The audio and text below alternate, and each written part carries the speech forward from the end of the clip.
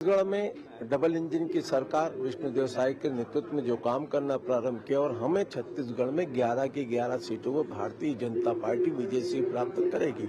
हम कुछ सीटों पे 5-10 हजार के ऊपर नीचे में है।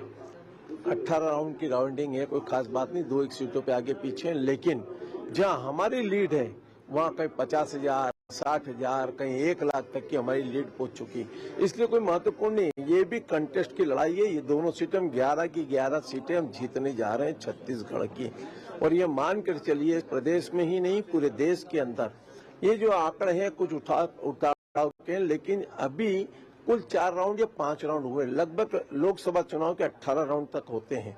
और ये मान करके चलिए 15 राउंड 17 राउंड के बाद में एक टेंटेटिव निकल करके आएगा क्या स्थिति बनेगी। केंद्र में मोदी जी के नेतृत्व में स्थापित होने जा रही, ये सुनिश्चित है। केंद्र में मोदी सरकार बैठने जा रही है, सुनिश्चित आप बोल रहे हैं, लेकिन लगभग कितने सीट जो है बीजेपी को मिल पाए? हमने 400 का नारा दिया है, अभी दिख रहा है सामने। छत्तीसगढ़ की 11 सीटों की चिंता कर रहे हैं, 11 सीटें जीत रही भारतीय जनता पार्टी छत्तीसगढ़ में।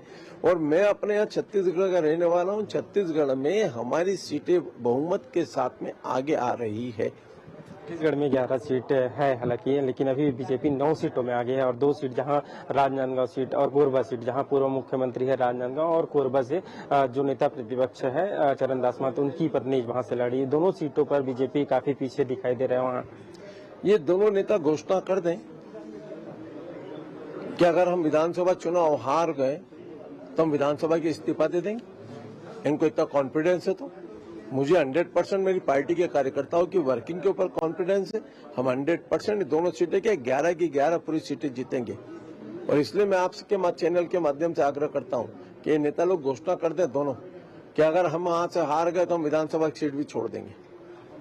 लोकसभा की बात की जाए, बृजमोहन अग्रवाल यहाँ से कैंडिडेट है और लगभग जीत उनकी जो है पक्की मानी जा रही है, तो कितना वोटों के अंदर उसको देखने को मिल सकता है? ऐतिहासिक जीत होगी। छत्तीसगढ़ में सबसे ज्यादा वोटों से रायपुर लोकसभा सीट जीतने जा रहे हैं।